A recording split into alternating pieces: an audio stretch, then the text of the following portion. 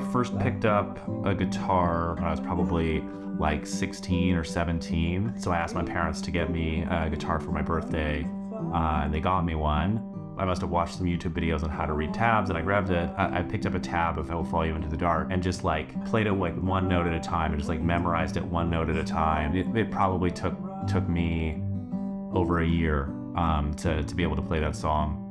The main reason that I decided that I needed guitar lessons was just that I felt like I had been playing for a really long time and been putting a good amount of effort in, but it didn't feel like any of the skills that I was developing translated to the next thing that I was doing, because I didn't really understand how any of it fit together. I couldn't play with other people because unless they knew the exact song that I had already learned, like it was, kind of useless. I wanted to actually develop musical fluency. My hope is, like longer term, that some of that translates into the ability to create my own music or to improvise.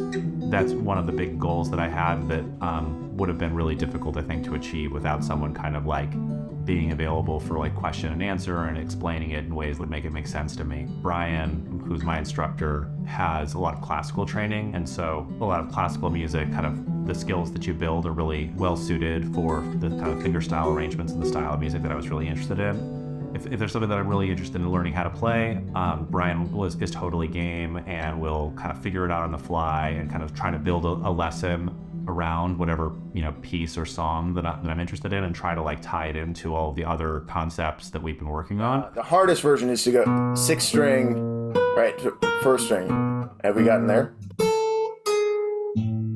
Good. Like this looks really, really good. I mean, one of the main things that I've gotten from my work with Brian has been, learning how to not just kind of learn a piece, but learn how to really master it. There's been different techniques that we've worked on to take a song to like on a performance level, and like really ingrain it into my hands and really ingrain it into my brain and memory. And then to take it just from the like mechanical, hey, I can play all the notes in the right time, but then learning how to play it musically. That's been like a big leap in my playing that I don't think I could have done that without Brian. And frankly, I didn't even know before I had lessons that was something important to learn how to do. I've seen fire and I've seen rain. So I used to take in-person classes with Brian, and I've transitioned to classes over Zoom. And I actually think that the transition hasn't been all that difficult. Brian's really good at like, it's frankly, it's impressive to me that like he can really pick up on, if I'm pressing the wrong string or the wrong fret, and he can see it. And so, yeah, I think that you can totally still have a successful guitar lesson, through the internet. I do it all the time. I definitely would recommend and have recommended Brian to other people that I've met. I think that Brian is really fun to work with. He's just like a good guy, but also he like really knows his stuff. So I've recommended him to others, and would recommend Waldron Guitar Academy to others that are interested. Just gone.